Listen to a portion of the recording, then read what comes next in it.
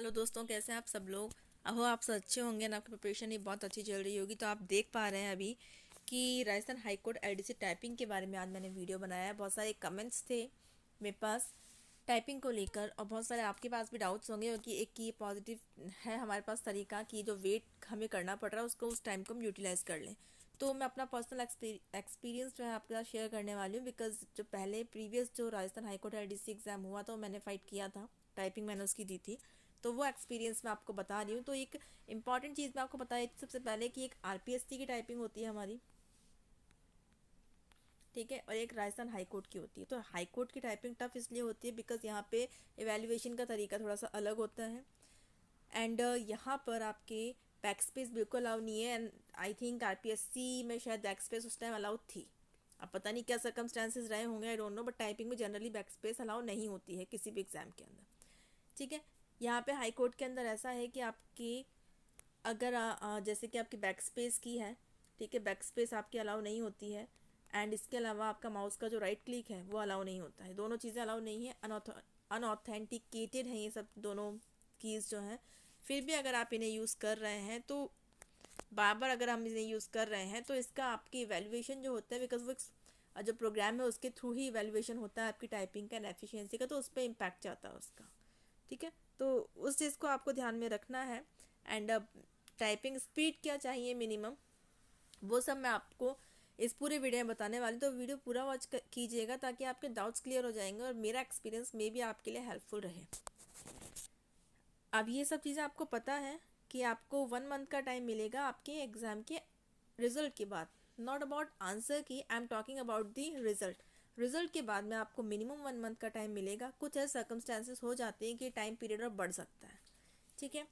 आपके पास दो ऑप्शंस होते हैं चूज़ करने के लिए कि हिंदी, या तो हिंदी की हम टाइपिंग करें जो कि 10 मिनट्स की होगी, और एक आपके पास ऑप्शन रहेगा हिंदी प्लस इंग्लिश, हिंदी की 5 मिनट्स एंड इंग्लिश की 5 मिनट्स। दोनों का मैक्सिमम मार्क्स है, मतलब दोनों 50-50 मार्क्स की होंगी दोनों ही।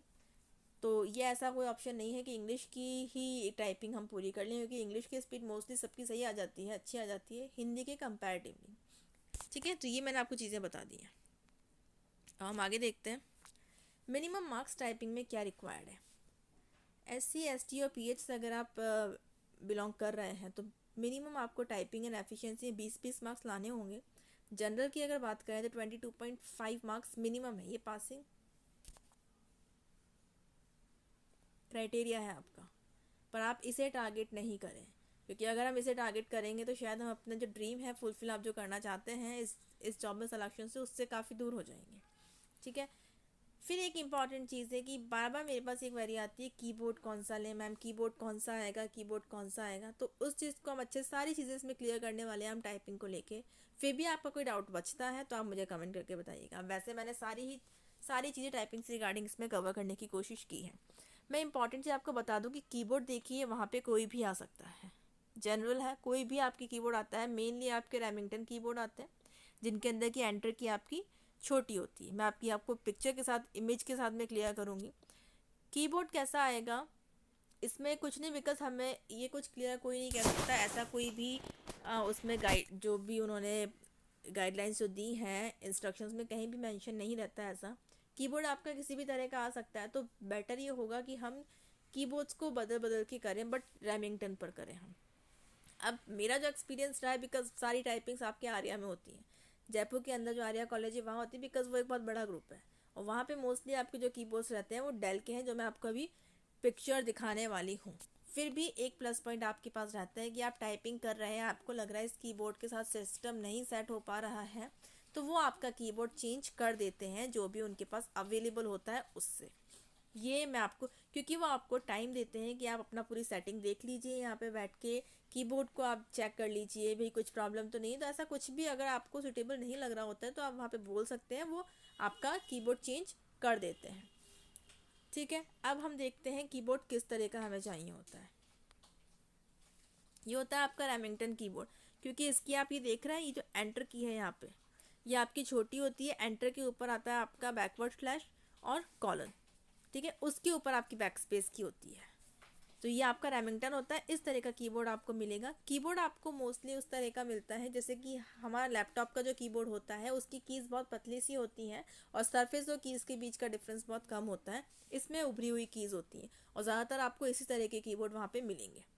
आर्या के अंदर जनरली जहाँ पे भी यूज़ करते हैं मोस्टली इस तरह के ही कीबोर्ड्स आपको मिलेंगे। ठीक है। और कभी भी टाइपिंग, वैसे आप सब इतने स्मार्ट हैं, सबको पता होगा और सब करके भी देख चुके हैं हम कि लैपटॉप का जो कीबोर्ड होता है उस पर कभी टाइपिंग मत कीजिएगा। उस पर टाइपिंग हो ही नहीं पाएगी आपकी।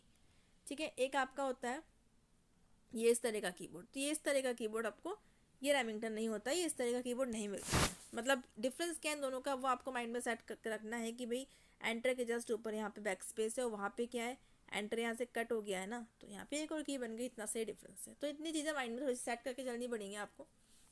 ठीक है। एंड कीबोर्ड अगर बदल बदल के आप कर रहे हैं तो ज़्यादा बेटर है, क्योंकि हम क्या करते हैं कि अरे यार स्पीड नहीं आ रही, स्पीड नहीं आ रही, नेगेटिव हो जाते हैं, जिसमें आ रही है उसको ही अब उसी की हैबिट हम डाल लेते हैं। आगे चलते हैं। कुछ इंपॉर्टेंट चीज़ें मैं आपको बता देती हूँ टाइपिंग में जो हम गलतियाँ करते हैं। केयरफुल रहना है किन पॉइंट्स को लेकर। सिटिंग पोस्चर, बैठ कैसे रहे हैं वो बहुत मैटर करता है, किस तरह का पोस्चर रखना है कि उसी की आदत, ये सब चीज़ें इम्पैक्ट करती हैं एग्जामिनेशन हॉल में। ये जो गलतियाँ मैंने की हैं मैं नहीं चाहती आप लोग भी करें, तो प्लीज़ वीडियो को पूरा वॉच कीजिएगा, आपके लिए हेल्पफुल रहेगा। सिटिंग पोस्चर का अभी से ध्यान रखें। स्ट्रेट जिस तरह से आप बैठते हैं मतलब प्रॉपर रहें। पैरों को कैसे रखना है, क्योंकि ये चीज़ वहाँ पे इम्पैक्ट करेंगी। इसके बाद स्टार्टिंग से आदत डालिए कि डेस्कटॉप की तरफ देखना है, स्क्रीन की तरफ, कीबोर्ड की तरफ नहीं, क्योंकि कीबोर्ड की कीज़ तो जब आप सीखना स्टार्ट करेंगे आपको लर्न हो जाएंगी, चाहे वो हिंदी हो या इंग्लिश हो। मैं कर सकती हूँ तो सब कर सकते हैं। ठीक है। सबके पास हमारे पास सेम ही माइंड है, सेम ही हाथ पैर है। इसके बाद जो मेरे साथ हुआ है वो मैं आपका एक्सपीरियंस शेयर करूँ कि जहाँ मैंने सीखा था उन्होंने मुझे क्या कहा कि भाई आप टाइपराइटर पे पहले कीज़ को लर्न करें। टाइपराइटर पे 1 महीना उन्होंने इसमें ही निकलवा दिया, हिंदी एंड इंग्लिश को उन्होंने उस पर सिखाया। क्यों किया उन्होंने स्मार्टनेस लगाई, क्योंकि उनके पास पीसी फ्री नहीं थे, तो हमारा उन्होंने इसमें ही इतना टाइम निकाल दिया। आप कभी ऐसी गलती मत कीजिएगा, कीबोर्ड की कीज़ पर ही आप लोग टाइपिंग स्टार्ट करें। बैक स्पेस को स्टार्टिंग से या तो उसको उखाड़ ही दो या ऐसा कुछ करो कि आप उसको बिल्कुल स्टार्टिंग से उसे इग्नोर कर दीजिए कि बैक स्पेस नाम की भी कोई की होती है। बिल्कुल आदत मत डालिएगा इसकी, क्योंकि सावधानी हटी तो दुर्घटना घटी। ठीक है। मिस्टेक्स को लेके अवेयर रहना है। ऐसा नहीं है मिस्टेक होगी तो हम रुक जाते हैं, बिल्कुल स्पीड हमारी फिर वही 0 से स्टार्ट करना पड़ता है, वैसी गलती मत कीजिएगा। स्पीड हो रही है फिर भी कंटिन्यूसली कंसिस्टेंटली हमें टाइपिंग करते जाना है। ये इंपॉर्टेंट चीज़ है कि एग्जामिनेशन हॉल में टाइपिंग होगी ही होगी, कोई कुछ भी कर ले, मतलब टाइपिंग में मिस्टेक होती ही होती है, हम कितना भी कुछ भी कर लें, क्योंकि वहाँ का एनवायरनमेंट अभी का एनवायरनमेंट में बहुत डिफरेंस होता है। ठीक है। डेली आप 10 से 12 पेजेस की टाइपिंग करेंगे, आपका सिलेक्शन कोई नहीं रोक सकता। हिंदी की वर्णमाला जो है उस पर चिपका के लर्न मत कीजिए। धीरे धीरे आप जैसे टाइपिंग सीखना स्टार्ट करेंगे आपको धीरे धीरे लर्न हो जाएगा, बहुत टाइम नहीं लगता है। हिंदी की टाइपिंग कोई हुआ नहीं है, पहले इंग्लिश की टाइपिंग स्टार्ट करो, उसके बाद धीरे धीरे थोड़े टाइम के बाद आप हिंदी की टाइपिंग को भी स्टार्ट कर दीजिए, बिकॉज हिंदी की स्पीड बनने में टाइम लगता है।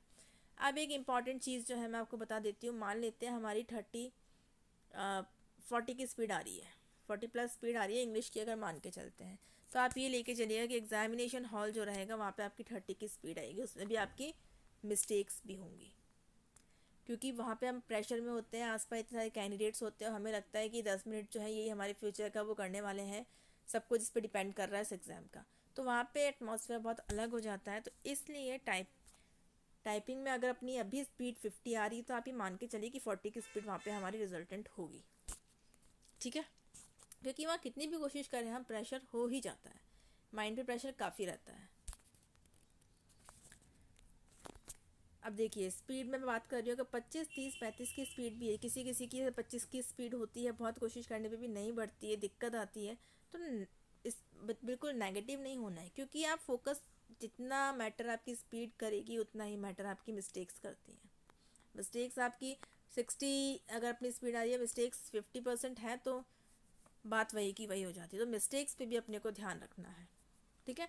तो आपकी 25, 30, 35 की स्पीड अगर है, मान लेते हैं ये स्पीड अगर मैं एवरेज लेके चल रही हूँ, तो ऐसा नहीं है कि सिलेक्शन नहीं हो सकता है हमारा। ठीक है। मिस्टेक्स नहीं करनी है, कम करनी है बहुत। Back space and right mouse की को हमें यूज़ करना ही नहीं है।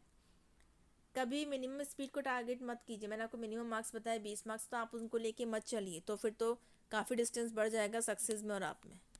तो ऐसी गलती मत कीजिए।